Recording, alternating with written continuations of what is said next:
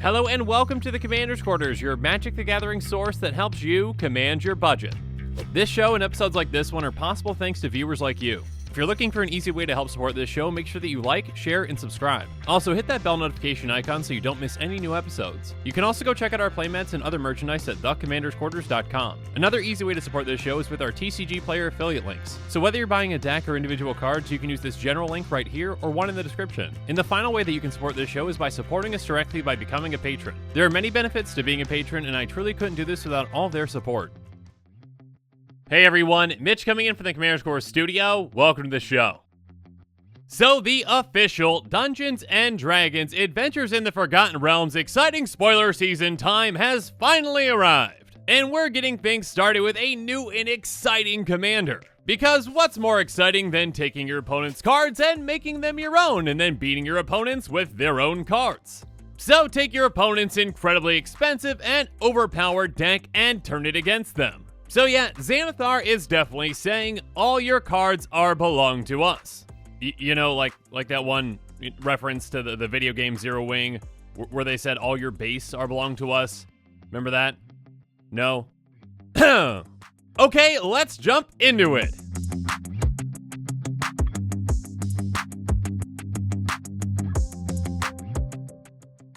So, Xanathar Guild Kingpin is a 5/6 beholder that costs 4 blue-black. He has, at the beginning of your upkeep, choose target opponent.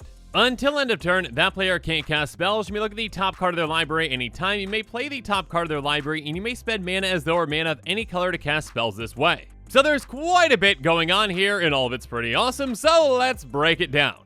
On your upkeep, you pick one very unlucky opponent. During your turn, that player's not going to be able to cast any spells. So, control players out there, sorry you're not going to be countering any of our things. But also, and more importantly, you can play cards off the top of their library. And yes, I said play, so that includes lands, and yes, I said cards, which means that you get access to, well, more and more cards with the more and more cards that you get off the top. So it's kind of like a future sight, but on your opponent. You basically get access to their library, and you can just keep casting spell after spell after spell as long as you've got the mana for it. And of course, Xanathar allows you to basically just completely fix your mana when you're casting spells off the top of that opponent's library. So with a ton of mana, you can just keep casting spell after spell off of an opponent's library and get a ton of value from them. Now, obviously, you're only going to be able to play one of their lands off the top, but you can also, just get rid of that land or other card in a different way. So once you're set up properly, you can start to pick and choose what cards you want on the top and what cards you might not.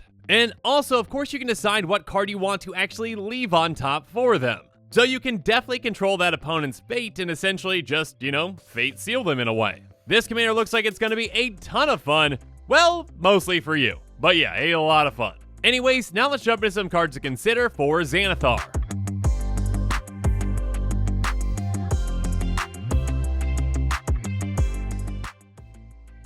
The very first card that came to my mind was a 1-mana artifact, Wayfarer's Ball, just kidding, Lantern of Insight. It's an artifact for 1, and it says each player plays the top card of their library revealed. And you can tap and sacrifice it, and target player shuffles their library, but most of the time you're going to want to keep this gem around. I am not a modern player, but I have definitely heard of the Lantern Control deck, and I'm not sure if that's still around, but yeah, there's an entire deck that revolves around this card. Being able to see what your opponents are going to be getting is a ton of information, especially when you have a commander that can really benefit from that information. So by knowing what your opponents have on top of their library, you can pick and choose whichever player you want to say, okay, yeah, I'd really like access to that card, or ooh, I want to shut that player down from getting that card. Now, of course, this also gives your opponents information about your own deck, but we're okay with that. It's definitely more important that we know what our opponents are going to be up to and what we've got access to with our commander.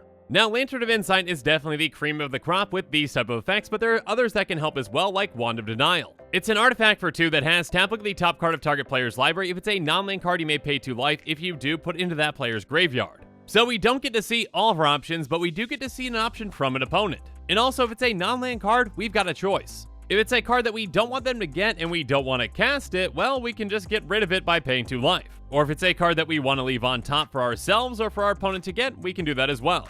Even one-off effects like Mishra's Bauble can really help out this deck. It's an artifact for 0 that has tap, sacrifice it, look at the top card of target player's library, draw a card at the beginning of the next turn's upkeep. So yeah, this is essentially a free delayed cantrip that replaces itself eventually, and we also get to see the top card of someone's library. Again, information is going to be key in a deck like this. Now, because Lantern of Insight is such a powerful card in this deck, I definitely think that Trinket Mage wants to find a spot in here as well. It has when it enters the battlefield, you may search your library for an artifact card with converted mana cost 1 or less, reveal it, put that card in your hand, then shuffle your library. Or for this deck's purposes, essentially, go tutor up Lantern of Insight. Or if we've already got Lantern of Insight, it can tutor up other fantastic things in this deck like Ghoulcaller's Bell. Ghoulcaller's Bell is an artifact that costs 1 and it has tap, each player mills a card. So with Lantern of Insight, this is a fantastic card, and in fact, I believe that's what the modern deck was built around. We know what everyone's got on top, so we can say, okay, no, I don't want that on top anymore, or I don't want that player to get that card, so we just mill everyone 1. We can essentially pick and choose what people are getting, and more importantly, what we've got access to with our commander.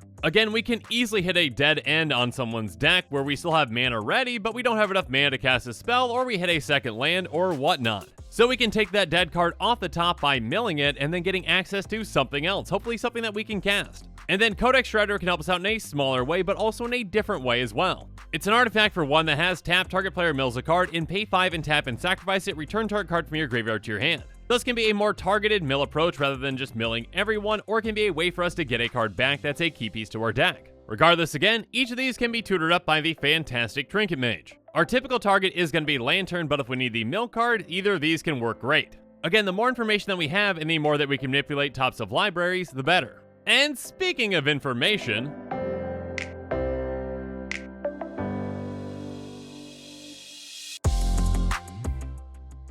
let's talk about everyone's favorite 1-mana enchantment, Telepathy.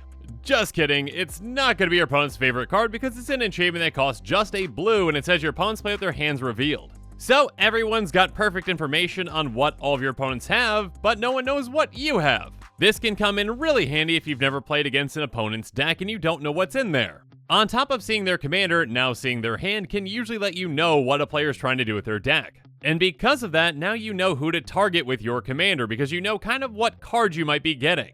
If you don't have something like Lantern of Insight out yet, this can help you determine who to target. But keep in mind that this can also put a target on your back because, yeah, players don't like telepathy too much. That being said, with this commander, it can also help you out in a different way. Because again, keep in mind that the player that you choose with your commander is locked out of the turn from casting spells. So if only one player's got a counter spell and you don't want your spell countered, well then just pick them and lock them out from casting things for the turn. So you protect your important spells and you also get access again to their library. And speaking of access to their library, let's talk about a card like Acquire. It's a sorcery for 3 blue that says search target opponent's library for an artifact card and put that card into play under your control, then that player shuffles their library. Again, knowledge is power and information is key for a commander like this. So if you haven't played against an opponent or played against their deck, this gives you perfect information as to what's in their deck. You can search through their deck and determine just how good of a target they are for you. And again, on top of that, while you're doing it, yeah, just go steal whatever artifact you want and put into play. Obviously, if they've got something like Blightsteel Colossus, great, you're probably going to win just from doing that. But for this deck's purposes, even just stealing someone's Soul Ring can be huge. And speaking of Soul Ring, of course, we're going to want to run some incredibly efficient mana rocks with things like Soul Ring, Worn Power Stone, and Thran Dynamo. The more efficient the mana rock, the better for a deck like this. Again, the more mana that we can generate, the more access to cards that we have off the top of our opponent's libraries by just, casting a spell after spell after spell.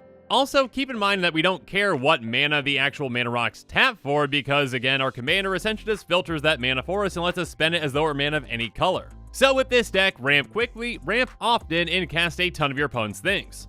And of course, that means cast their ramp spells as well. By casting their mana rocks off the top, you're denying them of extra mana, and you're also getting extra mana for yourself. And speaking of extra mana, if you're willing to spend a little more, a card like Turnabout could be effective in this deck as well. It says tap or untap all artifacts, creatures, or lands target player controls. So once you've got a ton of mana rocks in play, you simply cast this and get even more mana in the turn to cast more of your opponent's things. And also untapping your tap mill artifacts like Ghoulcaller's Bell can come in really handy as well. So obviously, Dramatic Reversal that says untap all non-land permanents you control can be very effective as well. And of course, if you're considering this card, you should probably consider Isochron Scepter if you're looking for a I-win combo. It's quite an expensive, but quite an effective combo piece.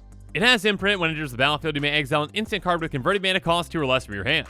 And by paying 2 and tapping it, you may copy the exiled card. If you do, you may cast the copy without paying its mana cost. Essentially with Dramatic Reversal and with a mana rock or 2, this essentially just untap all your non-land permanents as many times as you need to. You can generate infinite mana to keep casting things off your opponent's libraries, or you can just mill your opponents out if you've got those artifacts that tap to mill. But outside of this combo piece, let's talk about some other cards to consider.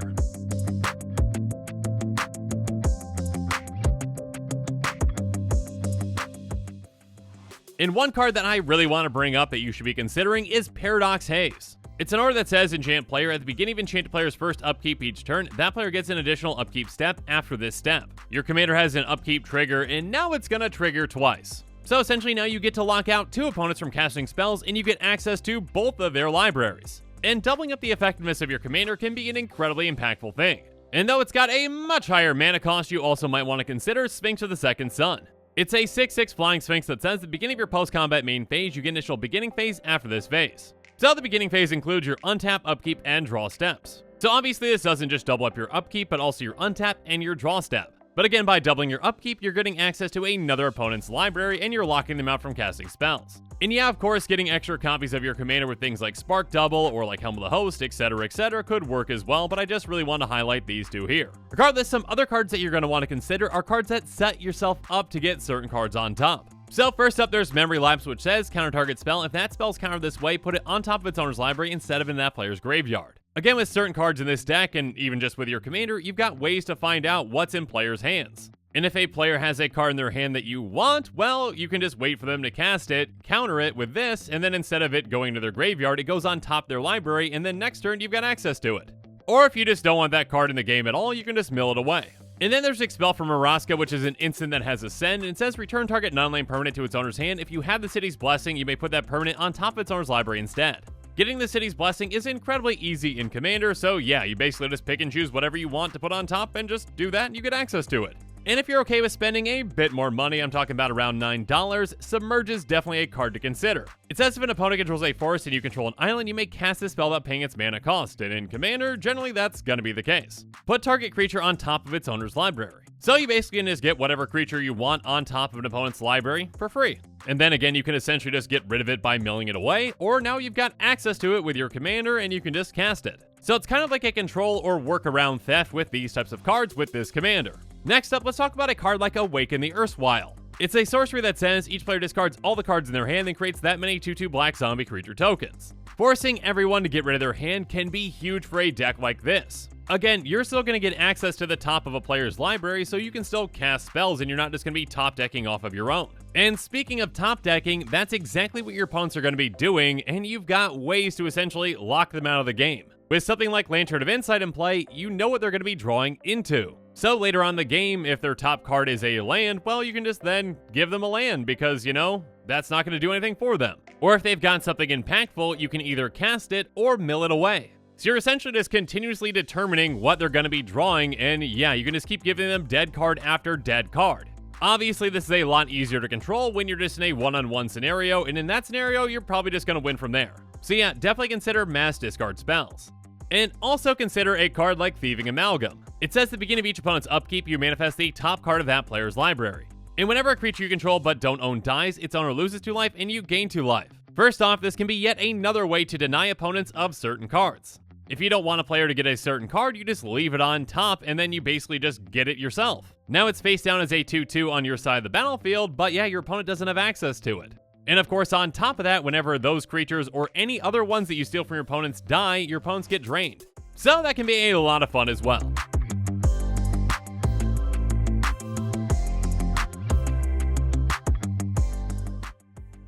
Now when it comes to Xanathar being in the 99 of the deck, of course the first one that I thought of was Send Triplets. Send Triplets is a 3/3 human wizard for 2 white, blue, black. It has at the beginning of your upkeep, choose target opponent. This turn, that player can't cast spells or activate abilities and plays with their hand revealed. You may play lands and cast spells from that player's hand this turn. So Xanathar is actually somewhat similar to Send Triplets, but in a different way. And actually having both in play can be incredibly impactful. First off, if you really want to choose one player with both, you essentially lock them out from casting spells, get access to their entire hand and to the top of their library. Or you can essentially lock 2 players out of casting spells and cast spells from one player's hand and then cast spells from the top of the library of the other player. Yeah, that can be pretty brutal when you've got both of these in play. Next up, how about Circu Demir Lobotomist? a 2/3 human wizard for 2 blue-black. It has whenever you play a blue spell, remove the top card of target library from the game. And whenever you play a black spell, remove the top card of target library from the game. Your opponents can't play non-land cards with the same name as a card removed from the game with Surku. Now that last part usually isn't going to be all that impactful, but this is a commander that can pinpoint mill players. Or I guess I shouldn't say mill, it exiles, so it completely gets rid of that card. So again, if you've got something like Lantern of Insight in play as well as this, well, you can just control the top of players' libraries. So you can either deny your opponent's cards or get access to other cards with Xanathar. Next up, how about Muldrotha the Gravetide? Muldrotha is a 6/6 elemental avatar that says during each of your turns you may play up to 1 permanent card of each permanent type from your graveyard. So with a Muldrotha deck, you've got access to a ton of cards already. You've got access to the cards in your hand, the cards in your graveyard, and now with Xanathar in play, you've also got access to your opponent's cards too. And with a Muldrotha deck, once you get going, you're going to have access to a ton of mana, which works really well with our buddy Xanathar. Even a commander like Jorn, God of Winter, might want to consider Xanathar as well. It's a 3/3 God that costs 2 and a green that says whenever Jorn attacks, untap each snow permanent you control. So essentially, if you've got all snow lands in play, you double up your mana in a turn. And doubling up your mana can make Xanathar doubly as effective.